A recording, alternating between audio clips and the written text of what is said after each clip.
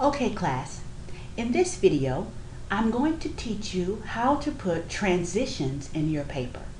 Now, I like to call transitions salt and pepper. Every good meal needs some salt and pepper. Well, every essay needs some spice, some flavor. So transitional words add spice and flavor throughout your essay. Well, why do we have to use transitions? We use transitions to help the reader follow your paper. It guides them along the paper. It helps them move from topic to topic. It helps them realize when you're giving an example. See this? It helps them realize when you're giving them a concluding sentence. It also helps them to know which body paragraph you're in. So if you have transitions, and they are required in all college essays, you should use transitions. It will help your essay be more coherent. That means it flows nicely. And so let me give you a few examples. Here's a few transitions.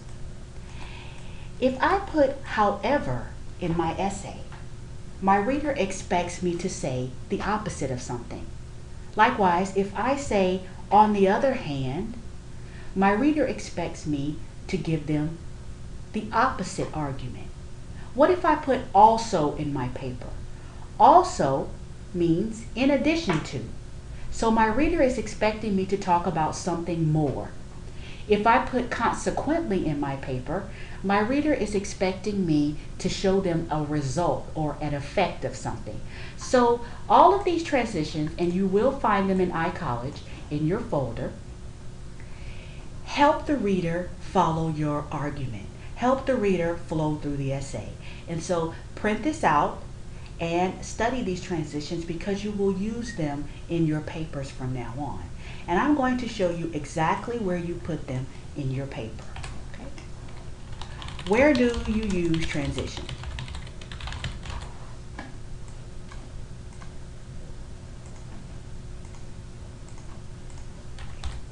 Okay, well, do you need transitions in the introduction?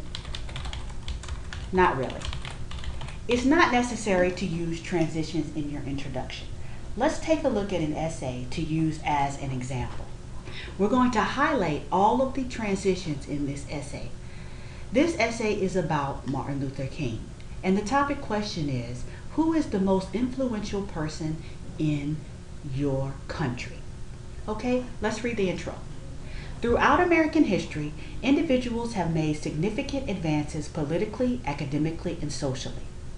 John F. Kennedy and Abraham Lincoln were two controversial presidents who still influence the office of presidency today. Authors Richard Wright and Gwendolyn Brooks revolutionized the way in which Americans read literature. These historical Americans are unforgettable. However, the most valuable person changed the history socially. Dr. Martin Luther King is the most important person in United States history. So in this essay, the student is going to give us reasons why Dr. King is so important. When we look at our list of transitions, we see that however is a transition. So this student used one transition in the introduction. Remember, you don't have to have transitions in the introduction, but it's okay. Okay? What about your body paragraphs?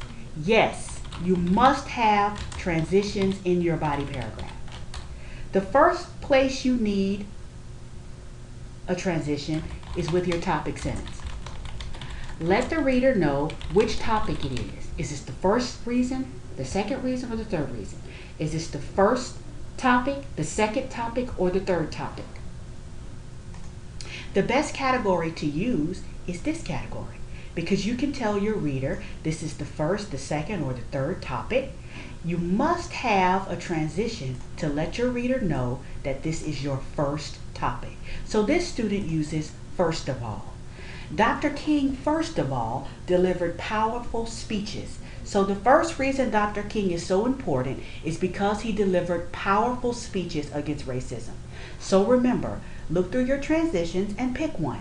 But you have to let your reader know that this is your first topic. Okay? So after your topic sentence, you need a transition to tell me if this is your example. Here's the category for this one, to give examples. Let the reader know that you're getting ready to give an example. You can say, for an example, for instance, as an illustration, specifically, any of these. But your reader needs to know that we're moving from the topic sentence to the example. And so this student says, first, he delivered powerful speeches. For example, high schools and colleges were segregated. Blacks and whites could not use the same restrooms. So you want to give a transition with your topic sentence and a transition with your example sentence. And then you want to sprinkle some salt and pepper throughout your details and specifics. So do you need transitions with your details and specifics? Yes.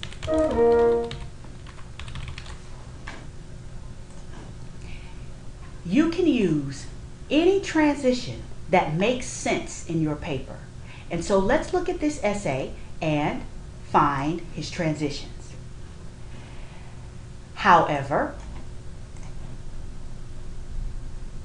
nevertheless,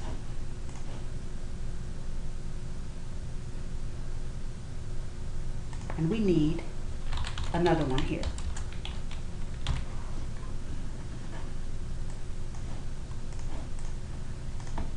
Okay, so you need transitions in your body paragraphs. First transition you need at the topic sentence. The second transition you need to salt and pepper throughout your details and specifics. And the final transition you need in a body paragraph is your concluding sentence. Let the reader know that this is the end of your paragraph and you're moving on. You can use to emphasize, or you could, this is the best category for the concluding sentence because it really adds a punch to each body paragraph. So pick one of these and be sure that you use a transition with your concluding sentence. So you don't have to have transitions in your introduction, but you need transitions in your body paragraph. One at the topic sentence, a few in your details and specifics, and finally with the concluding sentence. And so this student did a pretty good job, but he was just missing his concluding sentence transition. Now, when you get ready to go to your next topic, you have to let the reader know that you're going from topic 1 to topic 2. You have to give another transition. This will let the reader know, hey, okay, this is the second topic. We're going to talk about something else. And then here is his example transition. I'm not going to highlight any more because one of your homework assignments is to go through his essay and highlight all of the transitions. And don't worry, I will put the list of transitions in the folder so that you will have it and you can look at it and you can use it when you write your persuasion essay.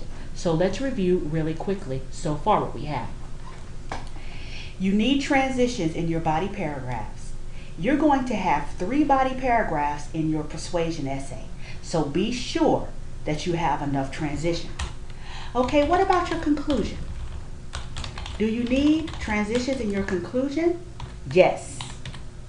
You must use transitions in your conclusion. Where do you put them? When you get to your conclusion, you need to let the reader know this is your last paragraph. This is the conclusion.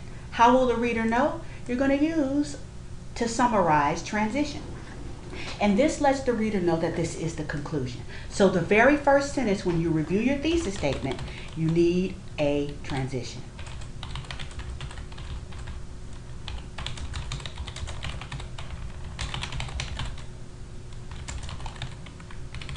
And then right before your clincher,